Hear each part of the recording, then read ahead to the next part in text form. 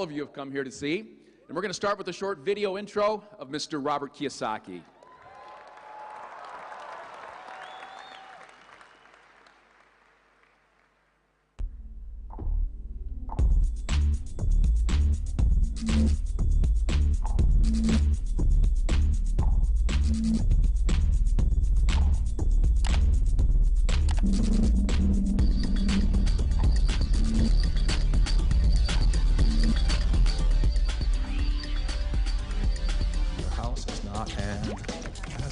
It's the bank's asset.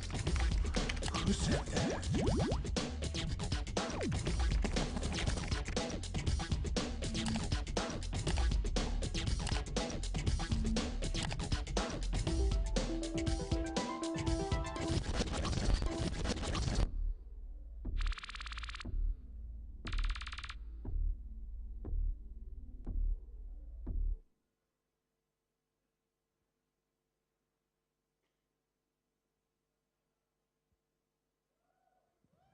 All right, ladies and gentlemen, let us give everybody on your feet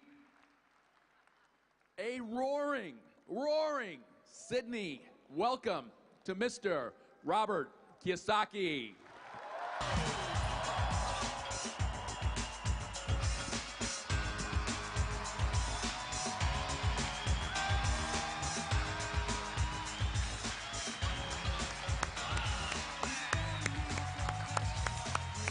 Thank you, thank you, thank you, thank you, thank you, thank you, so kind. Please take your seats, thank you, thank you, thank you. I've been coming to Australia since 1976, and I feel more at home here than I do at home. And I really want to thank the Aussies and the people for making me feel welcome here. You're the greatest people on earth, so thank you very much. I appreciate it. I came out of here in 1976 to play rugby union, and I'm out here again because the World Cup's on. And the Wallabies disappointed the other night, but there's still a chance, you know. But anyway, I came out here in 1976 to play rugby, and it was hard because I had to get away from my boss. You know, I was working at Xerox at the time. I was a sales trainee working at Xerox, and I went to my boss and I said, you know, can I go to Australia and New Zealand to play rugby? And he says, if you do, you'll lose your job. And I said, then it's worth it. And the most amazing thing was my boss, he also played rugby with me. His name was Gene McGarity. He says, I'm going to go with you. And so in 1976, what he said to me, he was a great guy, he says, we won't remember 2 weeks of work, but we'll always remember this trip. You know, so we came out here and we first went to Hamilton, New Zealand, and got our asses kicked. And in Hamilton, I found out that the Kiwi women knew more about rugby than we did. So and then went down to Wellington, got our asses kicked there too, you know. And then we came across here, and they put us up at the Bondi Lifesavers Club.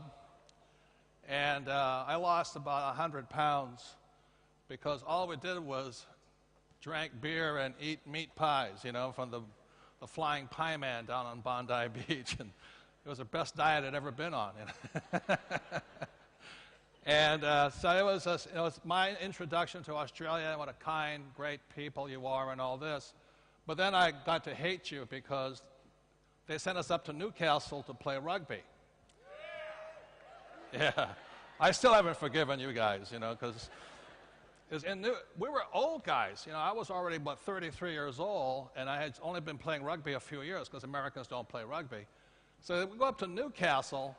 You know what those bastards did? They put up their juniors, guys, 16, 17, 18 against old guys. There was one time, this guy went past me so fast, I thought I had stopped running. was the most humiliating game of my life. He just scored uncontrollably. But anyway, after a couple of TUIs and all that, everything was forgiven and all this. So anyway, that was 1976. And also, we came out here to work. My wife and I have been coming to Australia since 1986. And I really got my start here. My wife got our start here. It was guys like Ray Martin and Bert Newton. And those guys had me on the program. So I owe a lot to Australia and the people, so I thank you all very much. So a big hand for you. Thank you.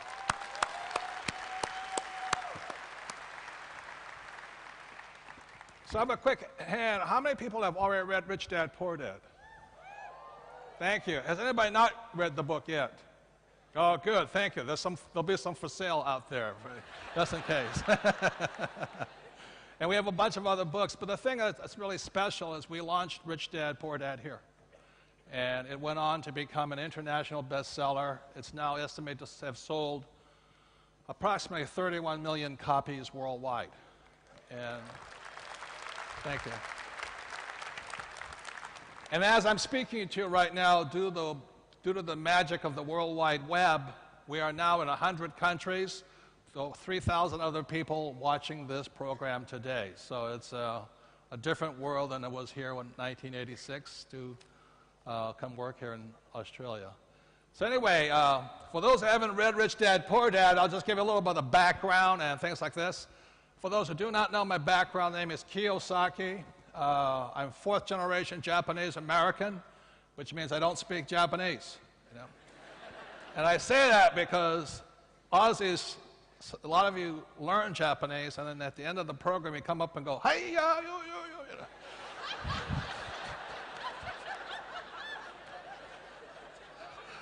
I go, "What you say, mate?"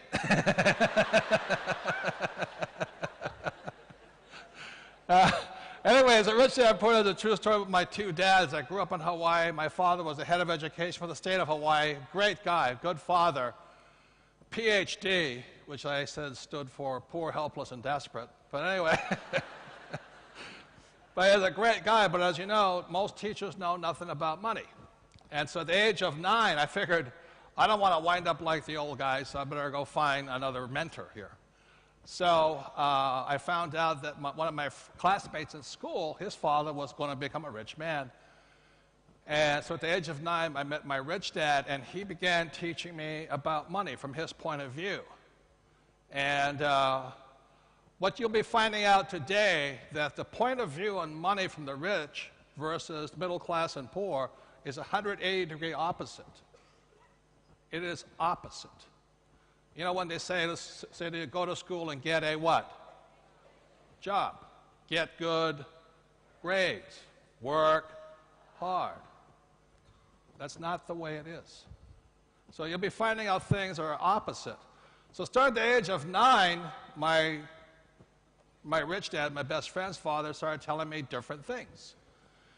And he started teaching me playing with the game of Monopoly. And we'd play Monopoly by the hour. And I said, why are we playing this game? And my rich dad said, because the formula for great wealth, there's many formulas for wealth, but one of them is found in the game of Monopoly. And I said, what's that? And he said, 4 greenhouses, 1 red hotel. 4 greenhouses, 1 red hotel. I said, is that it? He says, yeah. I said, well, why am I in school? And it kind of caused a problem, you know, because by then I couldn't stay in school. I was having a harder and harder time. And I did flunk out of school twice. I flunked when I was 15 because I couldn't write. And I flunked when I was 17 because I couldn't write. And it wasn't that I couldn't write, I just can't spell. And today we have spell check, you know. So would have saved a lot of problems here. But anyway. Now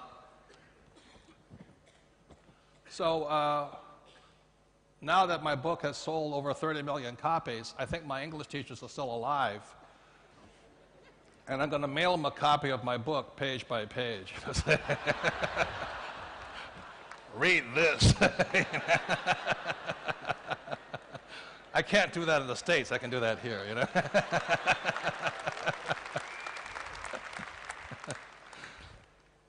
So anyway, that's kind of what Rich Dad Poor Dad's about. And my wife and I, Kim, started coming out here, like I said, around 75, 76, and we began teaching.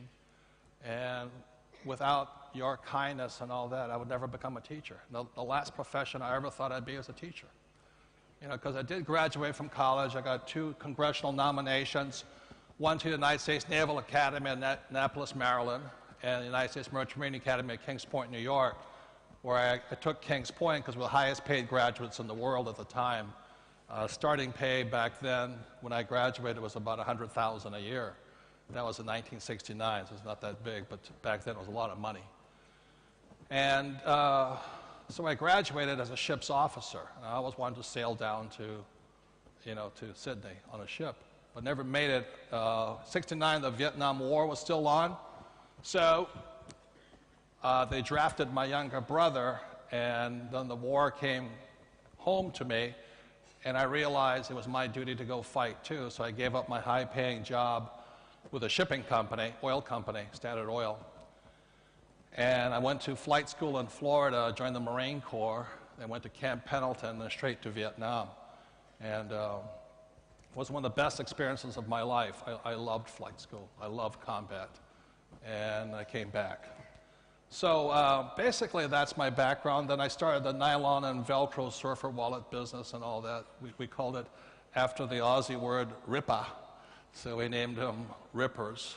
And we took that company all across the world and all that. We're a bunch of kids just starting out in business. And as you guys know, money can make you stupid. How many people ever received money and did something stupid with it? You know what I mean? So the same as us, we were 28, 29 years old. We had this nylon and Velcro surfer wallet business out of Honolulu, Hawaii, shipping products all over the world, and we thought we were geniuses. So the first thing one guy does is goes out and buys a new Mercedes. So I bought a Porsche. The other guy bought a Mercedes. And one guy leaves his wife. I wasn't married, but his wife was pretty cute. But anyway, the money went to our heads. We're living in Waikiki. Money's pouring in. I'm playing rugby. I think I'm genius, you know. And so we're driving fast cars and dating even faster women. And the whole thing collapsed on us. I lost everything. So by the age of 31 or 32, I was no longer the rich kid. I was just stupid, you know. I lost it all. And that was the best experience of my life because I actually had to rebuild my company. I had to dig myself out of that hole. And that's really where I learned the most. So if they tell you in school, don't make mistakes, that's why most school teachers are poor. The only way you learn is by making what? Mistakes. So I'm standing in front of you because I've made a lot of mistakes. And today I'm going to be talking about some of those mistakes. So basically, that's my background. My wife and we were retired in 1994.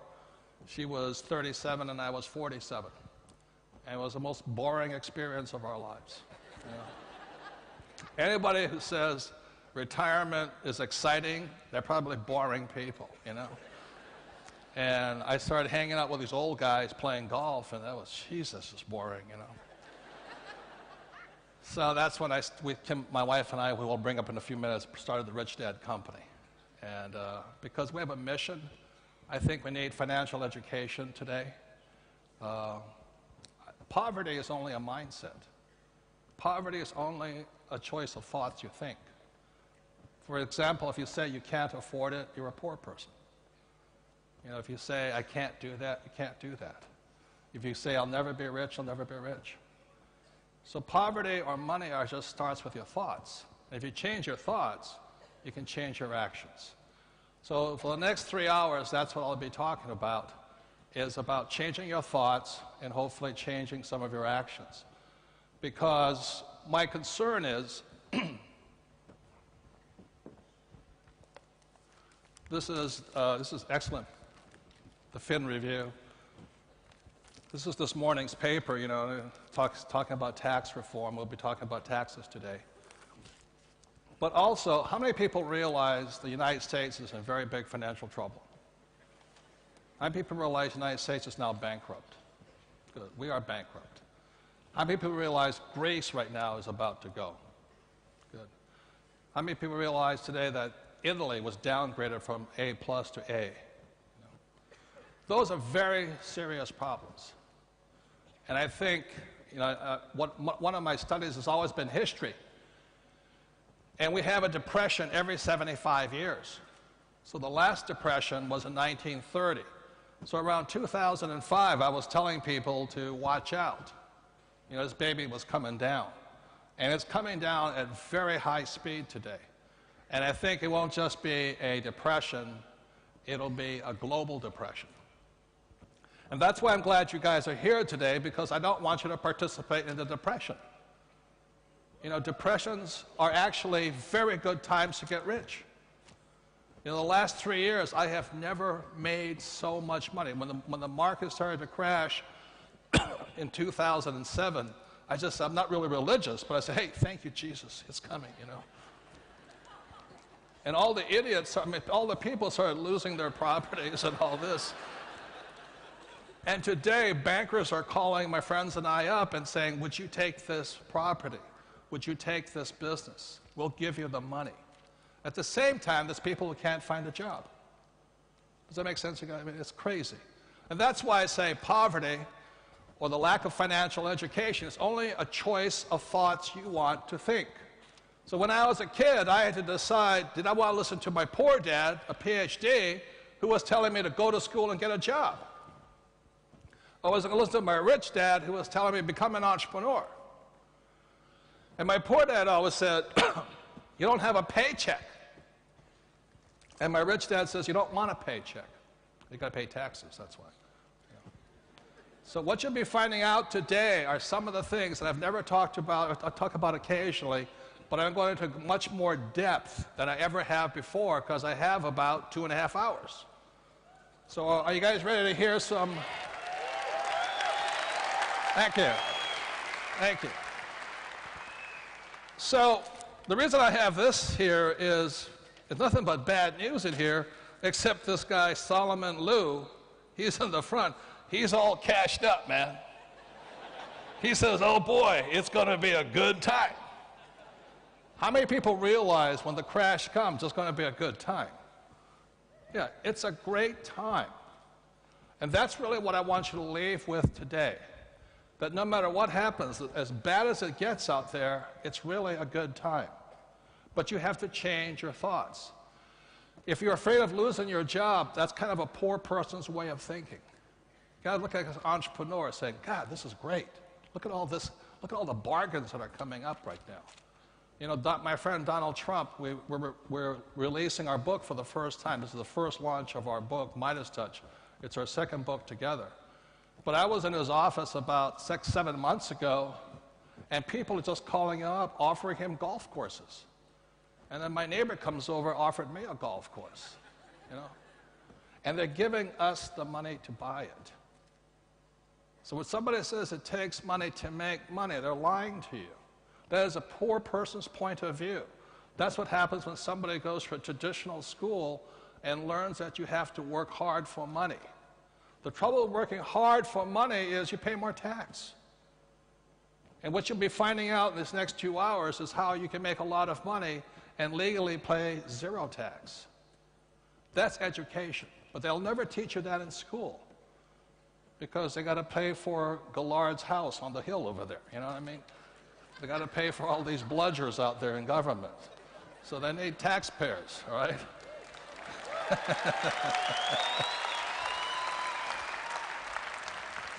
So anyway, these guys are happy, and I want you to leave just like them, saying, all right, we're going to have a depression. Oh, that's good news. Okay, this is good. So before I get into some of the stuff I normally talk about, I'm going to tell you what I'm going to talk about for the next 2 hours with my friends and all this. And it has to do with this thing called ROI, which stands for return on investment. Okay? Not a very hard word to understand, but I'm going to talk to you about that. Who knows what that means? Infinity. So I'll be talking for the next 2.5 hours, 3 hours about an infinite rate of return on your money. In plain English, it means it doesn't take money to make money. It takes financial education, and you'll be getting some of it today. I'll be coming back in October 18th and 19th and 20th, and I'll go into more depth for those who want to learn more about it. But I only mention this in passing because generally it's a little too complicated for most people. And it's complicated, but it's not that hard once you understand it. So an infinite return is very simply this. Let me give another example. Let's say you put up 1 million Aussie. It could be $1 Aussie. It could be $10. Well, let's just use million for now. And in a year, that million throws off 100K cash flow. What is my ROI? It's a 10%. Okay? Math is not that hard. The one thing I did, I had 3 years of calculus, and I was flunking out like a wild man, going, holy Jesus. And I asked my calculus teacher, I said, how in the world am I going to use calculus? He says, I don't know. So all of you out there who are like me, not good at math, let me tell you, if you can count to 10, you're okay. You don't need much more than that. So this here is a 10% return. I'll show what an infinite return is.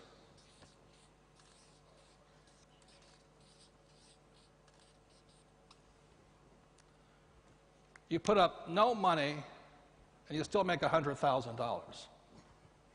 That's infinite. Because why? You have no money in it. And this is what my rich dad taught me. From the time I was 9, began teaching me how you do this. And this is what I'll be talking about for the next 2.5 hours with you, how you do this. Like I said, I'll be back on the 18th and 19th of October. We'll do more into it.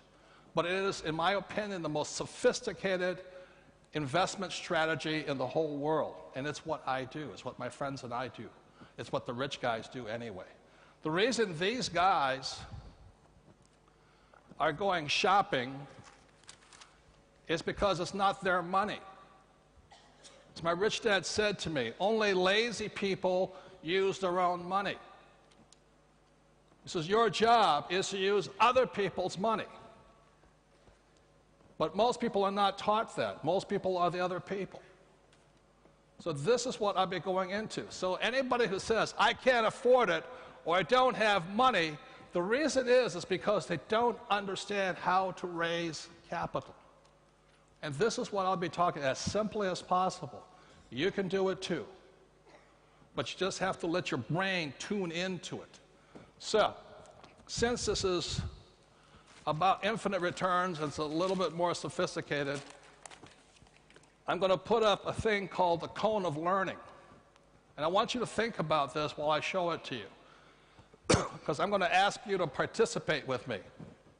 So here's the cone of learning. Okay? This was created by a gentleman named Dale back in 1969. It's my excuse as why I didn't like school. In school, look at my little bead right here, they always talk about reading. I am a terrible reader. I can read financial books, but I cannot read much else.